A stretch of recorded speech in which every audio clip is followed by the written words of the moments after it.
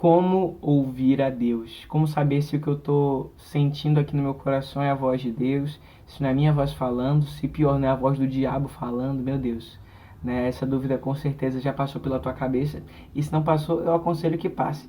É uma dúvida altamente genuína e sincera de alguém que quer seguir a Jesus com qualidade ou quer saber se Jesus realmente fala conosco. Isso e tantas outras dúvidas a gente vai conversar aqui francamente, num tempo que espero que te abençoe e que você também possa me abençoar de alguma forma pela tua presença por aqui e por se dispor a me ouvir. Muito obrigado.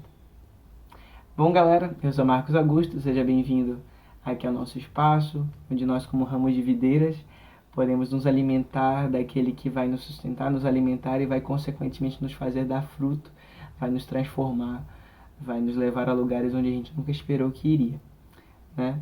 Hoje a gente vai falar sobre como ouvir a voz de Deus, como saber balizar as experiências que eu tenho para saber se eu realmente estou caminhando em direção à intenção do que Deus quer para mim, né?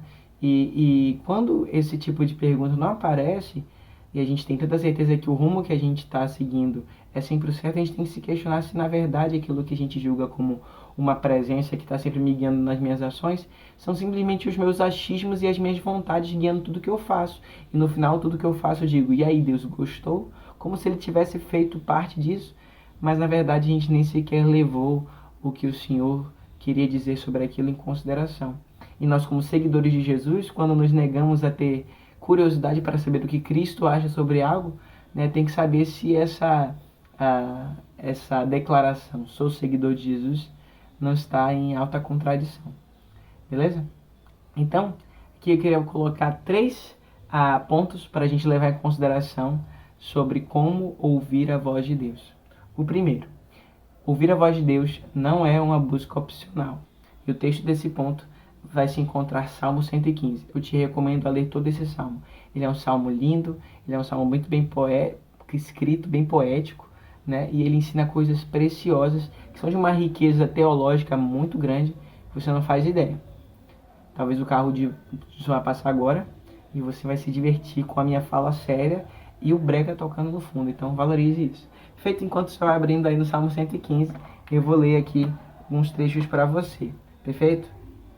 Então, o Salmo 115, ele é um louvor a Deus, celebrando o quanto nosso Deus é real em consideração aos caminhos vazios deste mundo, né?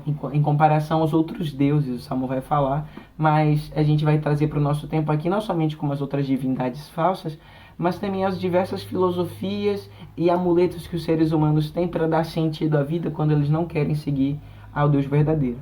Perfeito? Então, Salmo 115, ele começa bem assim, guys.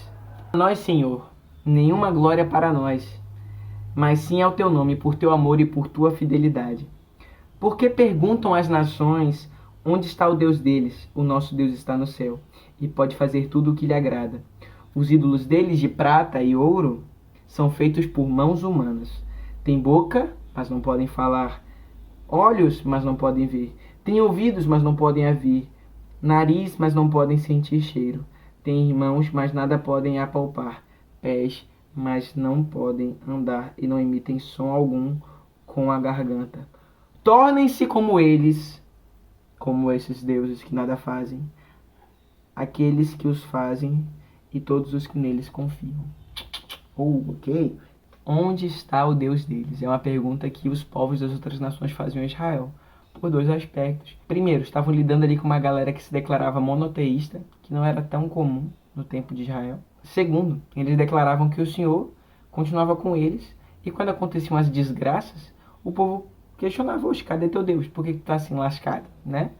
Então, Israel era condenada e, na verdade, escarnecida por declarar que havia um Deus superior a todos os outros deuses, mas eles não eram livrados de certas desgraças, de certas derrotas nas batalhas, né? E Israel responde isso com muita fé. Na verdade, o salmista responde isso com muita fé quando ele diz que o nosso Deus está nos céus e pode fazer tudo o que lhe agrada. Ou seja, ele combate o fato de que muitas vezes a fé no Deus transcendente, superior e que é soberano sobre todas as coisas parece uma grande desculpa, uma desculpa prepotente por querer dizer que a gente tem o Deus verdadeiro, mas na hora dos males, né, aparentemente Deus nos abandona, mas ele está dizendo, olha, vocês confiam em deuses que vocês conseguem ver, conseguem tocar e conseguem fazer oferendas a eles para pedir o que vocês querem, né? Mas o nosso Deus é superior a tudo isso. E, inclusive, nas coisas ruins ele continua atuando, ele continua conosco. Enquanto vocês fingem que não há nada de errado com o caminhar de vocês e criam deuses para concordar com o que vocês fazem, porque a criação do ídolo, gente, é quando eu me faço de surdo para a necessidade clara que eu tenho no meu coração pela eternidade e crio algo material para me apegar. Ou seja, eu sei, já percebi que nada nesse chão aqui terreno consegue me saciar. Mas ainda assim, justamente porque eu não quero me submeter a algo que está acima de mim, eu crio um amuleto terreno que pode ser uma outra pessoa, pode ser uma estátua, pode ser uma filosofia, pode ser uma ideologia, enfim, eu construo algo que eu acho que vai me dar as respostas, mas na verdade a verdadeira divindade sou eu, porque aquela divindade me serve, porque ela está lá para concordar comigo. E o que acontece é que essas estátuas, essas ideologias, essas filosofias, elas não fazem nada. Elas não criam nada. Elas não respondem às angústias do ser humano, nada. E a consequência de seguir essas coisas que nada não trazem solução é justamente se tornar como elas. O Salmo aqui ensina que a gente se torna parecido e se torna sensível àquilo que nós adoramos. Então, aquilo que depositamos a nossa confiança. A consequência de depositar a minha confiança em algo que é cego, não tem olhos, é me fazer cego para o verdadeiro Deus. A consequência de não dar ouvidos à necessidade que eu tenho do que é eterno é ficar surdo para quando Deus ainda tenta falar com a gente, tentando cheirar da nossa teimosia. A tendência, a consequência de depositar na nossa confiança em algo que não tem nada para dizer na hora que estamos sofrendo é que a gente se torna mudo para falar alguma coisa quando encontramos pessoas sofrendo, nos tornamos insensíveis. E a consequência de não querer seguir aquele Deus que nos chama para caminhar com Ele é uma vida que não se mexe, uma vida estática, uma vida morna. Por isso, galera, que o salmista vai finalizar esse salmo dizendo, olha, não depositem a confiança, nem busquem. O que é depositar a confiança? Dedicar o seu tempo, dedicar a sua fé, apostar as fichas. Não apostem as fichas naquilo que não vai dar em nada, mas se dediquem naquele que é o Deus eterno, porque se aqueles que se dedicam aos deuses terrenos, falsos deuses, coisas que nada trazem, não falam nada, se vocês se dedicam a tentar ter tempo, buscar ter experiências com Deus que realmente fala e que criou os céus e a terra, vocês se tornarão parecidos com Ele, em compaixão, em justiça e consequentemente em eternidade, pois viveremos com Ele para sempre. O salmista termina assim o salmo. Então, primeiro ponto, não é uma busca opcional. Nós não podemos ceder ao mundo e ver essa vida morna onde não buscamos nada para além do nosso próprio umbigo. Se a gente confessa que a gente tem um Deus que tem as respostas para o sofrimento da humanidade, que a gente não busca ter tempo com Ele, querer conhecer Ele, buscar de alguma forma querer saber, será que Ele fala comigo?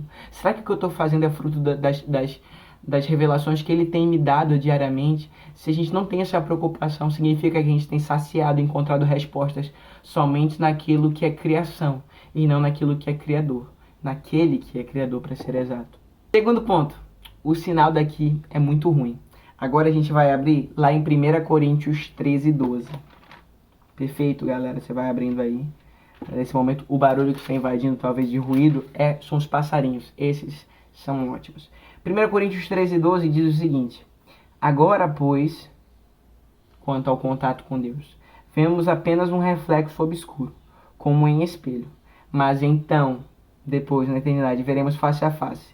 Agora, eu conheço em parte, então conhecerei plenamente no futuro, da mesma forma como sou plenamente conhecido. Muito lindo esse salmo aqui. Muito lindo esse texto aqui. O que Paulo coloca é justamente algo que tem muito a dizer sobre a nossa angústia, de nem sempre ter certeza se aquilo que a gente sentiu, que aquilo que a gente ouviu é Deus falando ou os nossos próprios desejos. A verdade é que, como seres caídos e ainda não completamente regenerados, é que muitas vezes a nossa busca por sintonização com o eterno encontra as falhas. Porque, por um lado, o nosso coração, o nosso espírito, é povoado pelo Deus vivo. Temos agora uma conexão direta com o Pai. Por outro lado, outros aspectos da nossa humanidade, como principalmente a nossa carne, ela é caída, ela é cheia de defeitos, ela é cheia de idolatrias, ela é cheia de pecado. Então nós temos constantemente essa incapacidade de ter plena certeza se a gente está se relacionando, está sempre escutando Deus vivo. Isso nos põe, claro, num momento de dúvida, de medo, se a gente está caminhando certo, mas também é muito importante para que a gente saiba que Deus não cabe na nossa cabeça. Né? A gente não tem o domínio, o monopólio da vontade de Deus, dos seus conhecimentos ocultos. É justamente por isso que o Senhor nos deixou a revelação. Né? Justamente por isso que Ele se faz presente para que quando a gente saia do eixo, Ele chama, não, isso aí não tem mais nada a ver comigo, volta para os trilhos. Né? Então, a nossa ânsia por querer escutar a Deus tem que ser algo intencional, porque a tendência da nossa carne é não querer escutá-lo. Porque é muito mais confortável, faz muito mais parte de nós, por enquanto, uma audição aguçada para o que é terreno do que uma audição aguçada para o que é eterno. Vemos apenas como um reflexo turvo, como um vitral. E daqui para lá, para o eterno, para a plenitude da voz de Deus, está um pouco embaçado. Ou, digamos, o sinal da Vivo, da TIM, da Claro, está muito ruim. Mas de lá para cá, eles não nos conhecem inteiramente. É isso que Paulo exalta.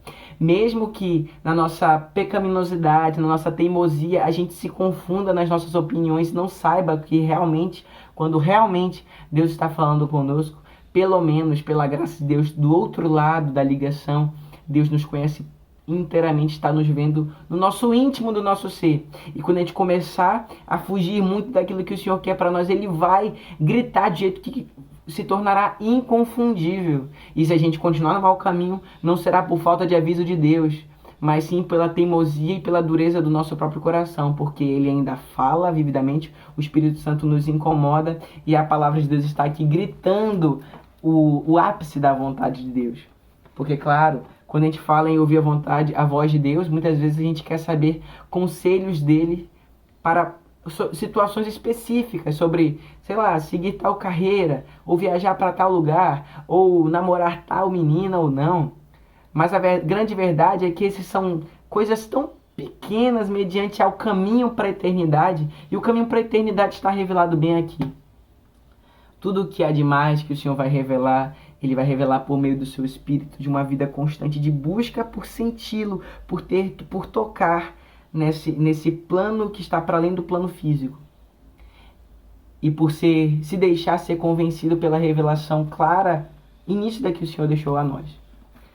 Se a gente se dedicar a isso, se a gente acordar para o fato de que muitas vezes nós vamos colocando na nossa ligação com o Eterno vários aparelhos terrenos que vão deixando aquela chamada com Deus com interferências, que eu quero dizer? Se a gente se atentar para o fato de que muitas vezes a gente não está conseguindo ter experiências profundas com Deus, porque a gente já se cercou tanto de coisas que não são às vezes nem pecado em si, mas são tão desse mundo, que vão nos desconectando da realidade para a qual nós nascemos para ser, que é a eternidade. Então, nesse momento agora, nós estamos com os pés no chão. Agora, se a gente se esforçar para ter a nossa mente no céu, nós nos tornaremos mais sensíveis. E como eu mantenho a minha mente mais perto do céu do que da terra? Me fascinando, me encantando mais pelo que é do céu do que é da terra. O conforto da minha mente ansiosa não está em me entreter com vídeos vazios, não está nos prazeres desse mundo, mas sim me deleitar, ter prazer na lei do Senhor, mas sim ter prazer nas criaturas e imagens e semelhança de Deus, que são outros seres humanos, ter alegria desfrutando da companhia dos meus irmãos em Cristo, ter companhia da minha família, desfrutar da presença de Deus num café que Ele proveu para mim e saborear aquela refeição consciente do que eu estou fazendo e não me distraindo, não distante daquele momento. Práticas pequenas assim nos mantêm sensíveis àquele que faz cada vento soprar, aquele que faz cada animal respirar, aquele que sustenta toda a realidade. E assim a gente vai conseguindo ver um pouco melhor nesse vidro embaçado, até que um dia veremos plenamente, assim como Ele já nos vê totalmente. Amém? E último ponto, galera, terceiro, trocando a cabeça. Perfeito, gente? Gente, uma das coisas que a gente tem que prestar atenção nas filosofias desse mundo é que muitas das vezes eles rodam, dando respostas insatisfatórias. E no final das contas, sabe para onde eles voltam? Para a verdade da palavra de Deus. Às vezes as soluções para resolução de problemas de relacionamento, para bem-estar empresarial, bem-estar nas empresas, boas relações, conselhos sobre produtividade, muito da que a gente vê no coach, eles dão respostas vazias, respostas tão supérfluas, mas no final das contas eles vão chegando, cavando muito teimosamente e vão chegando lá numa mina onde a espiritualidade cristã já tinha chegado há muito tempo. E uma dessas falsas descobertas do coaching, ou das filosofias terrenas, é a questão do mindset, de você mudar a forma como está organizada a sua mente para que você produza coisas melhores. Na verdade, Sócrates também vai falar sobre isso, se eu não estou enganado. Você corrige, porque minha área de domínio não é essa, mas nas minhas aulas de filosofia na faculdade eu lembro que o Sócrates também já falava sobre uma renovação da forma como você pensa para que o guerreiro produza atos melhores, né? Mas enfim, Paulo vai falar isso em Romanos também, né? Ele abre Romanos 12 com um convite para um novo estilo de vida, que vai culminar numa vida que presta atenção no que Deus tem a dizer, ou seja, sensível à voz de Deus. Depois da carta já ter exposto todo o poder do Evangelho, da carta ter exposto de toda a realidade da pecaminosidade do homem, da sua necessidade de redenção em Deus.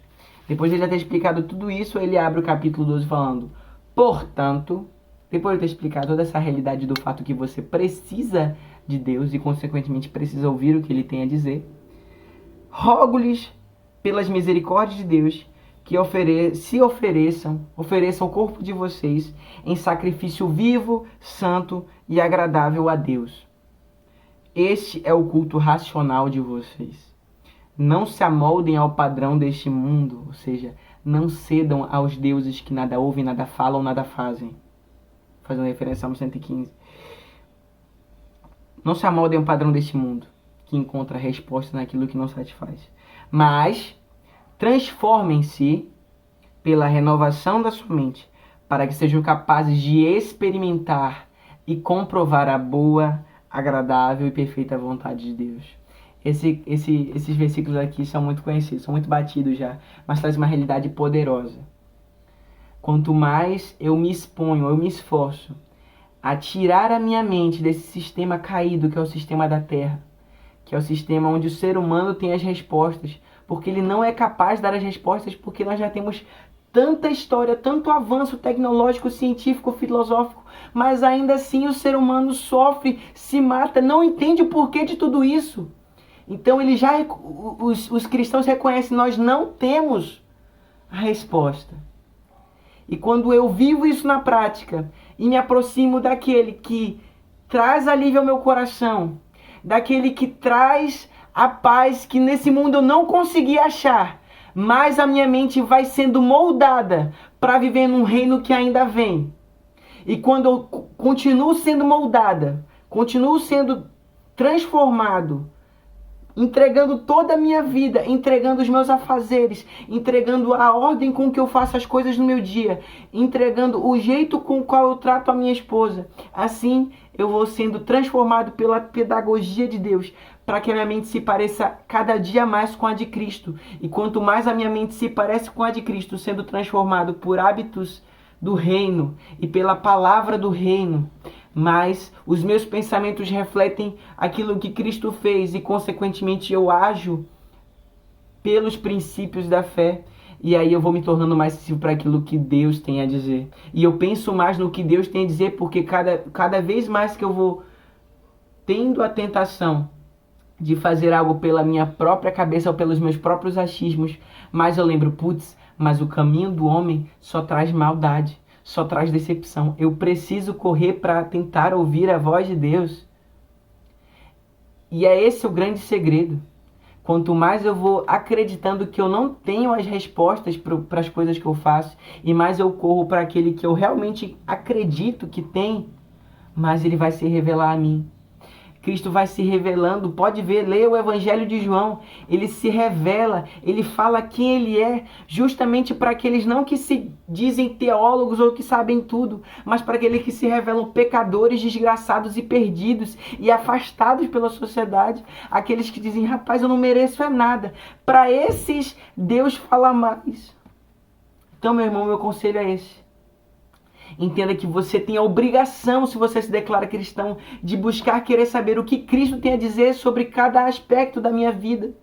Segundo, entender que o meu coração ainda é pecaminoso e ele ainda quer fazer as coisas inúteis desse mundo.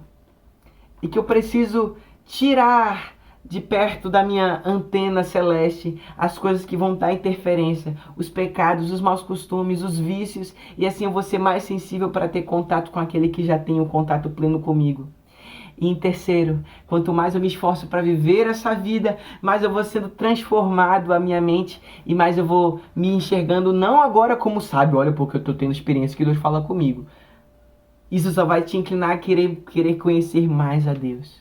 E querer conhecer mais a Deus. E conhecendo mais a Deus, mais a gente o louva e mais a gente pensa no que Deus tem a dizer sobre isso, sobre aquilo. A gente vai querendo buscar as respostas. E buscando a Deus nós encontramos paz. Nem sempre encontramos todas as respostas. Mas encontramos paz. Paz de que em breve todas as dúvidas serão caladas. Porque veremos ele face a face. Amém, meu irmão? Se isso aqui te abençoou, esquece de mandar para algum amigo seu. E comentar aqui. Aí. Se esse conteúdo te abençoou de alguma forma, peço que você mande para algum amigo seu, para que você comente. Se você não gostou, também comente. E vamos construir corações que têm sede de querer saber o que Cristo tem a dizer, porque Ele continua falando. Amém? Deus te abençoe.